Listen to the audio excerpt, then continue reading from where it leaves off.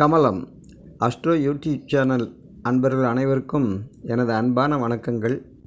இந்த பதிவில் நாம் பார்க்க போகிறது கன்னியா ராசிக்கு புரட்டாசி மாத பலன்கள் எப்படியெல்லாம் இருக்கும் அப்படிங்கிறத பற்றி. புரட்டாசி மாதம், இந்த மாதத்தில் தன்னுடைய ராசியான சிம்ம ராசியிலிருந்து சூரிய பகவான் கன்னியா ராசிக்கு வர்றார். தன்னுடைய ராசிக்கு 12ஆம் இடத்து அதிபதி தன்னுடைய ராசியிலேயே வந்து உட்கார்றது ஒரு விரயத்தை காட்டக்கூடிய ஒரு காலம்னு இதை எடுத்துக்கலாம். ஆனாலும் கூட குரு பார்க்குறார். குரு பகவானுடைய பார்வை இந்த கன்னியா ராசிக்கு படுறதுனால அதை குரு வந்து இயற்கையிலேயே சுபர், இயற்கை சுவர் முழுச்சுவர் அப்படிங்கிறது குரு பகவான் தான். அவருடைய பார்வை வர்றதுனால அந்த விரயங்கள் வந்து சுப விரயம்னு நாம் எடுத்துக்கலாம். சுப விரயம் அப்போது இந்த குரு 12 வந்து இருக்கிறதுனால பெரிய லெவலில் பிரச்சனைகள் இல்லை. அதே சமயத்தில் 2ஆம் இடத்து அதிபதி சுக்கிரன், இவருக்கு அதாவது கன்னியா ராசிக்கு 2ஆம் இடத்து அதிபதி சுக்கிரன் வந்து தன்னுடைய ஆட்சி வீட்டிலேயே புரட்டாசி 2 இருந்து புரட்டாசி 26 வரைக்கும் இருக்கிறது ரொம்ப விசேஷம். தனகாரகன் தனாதிபதி 2ஆம் இடத்துல 2க்கு அவருடைய சொந்த வீட்டில் இருக்கிறதுனால குடுக்கல் வாங்கல், பண வரவுகள், காசுனால் ஒரு சிறப்பான இடத்த இந்த மாதம் பூராமே இந்த கன்னியா ராசிக்காரர்களுக்கு நல்லாயிருக்கும்.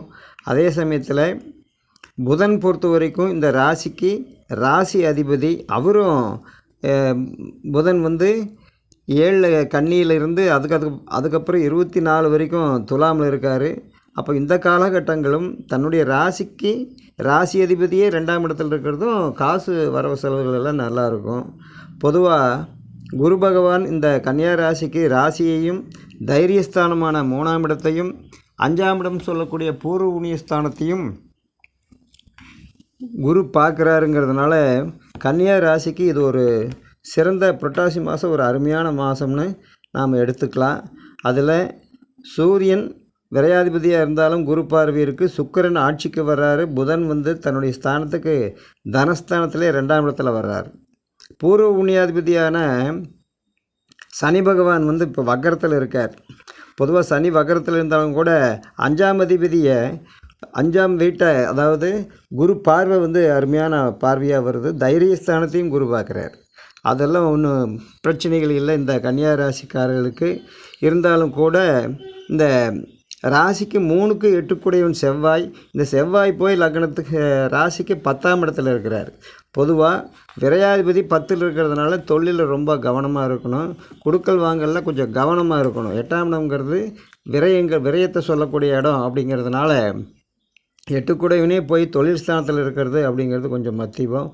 எதையும் கொடுக்கும்போது ஒரு தடவைங்கிறது 4 தடவை குடுக்கல் வாங்கலில் பார்த்து செய்யணும் அப்படிங்கிறது இந்த செவ்வாய் வந்து 10ல் நிற்கிறதுனால உடம்பையும் கொஞ்சம் பார்த்துக்கணும். ஏன்னா இந்த கன்னியா ராசியிலேயே வந்து கேது பகவான் உட்கார்ந்துருக்காரு. ராகு அதை பார்க்குறாரு. பொதுவாக ராகு கேதுகள் சம்மந்தப்பட்ட இனம் புரியாத ஒரு உடல்னால், அதாவது ஸ்கின் பிரச்சனை இந்த மாதிரியெல்லாம் சொல்லக்கூடிய இதெல்லாம் வந்து தோல் சம்பந்தமான பிரச்சனைகள் எல்லாமே வந்து இந்த கன்னியா ராசிக்காரர்களுக்கு இந்த காலகட்டங்களில் கொஞ்சம் பாடப்படுத்தும். அதையும் கொஞ்சம் பார்த்து இந்த குரு பகவான் தான் இவருக்கு இப்போ வழிகாட்டுதலாக இருக்கார். வியாழக்கிழமை தட்சிணாமூர்த்திக்கு சுண்டக்கடலை மாலை போட்டு 2 நல்லெண்ணெயும் போட்டு அர்ச்சனை பண்ணிக்கணும்.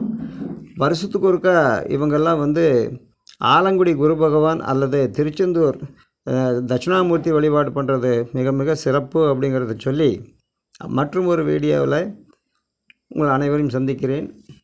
நன்றி, வணக்கம், வாழ்க வளமுடன்.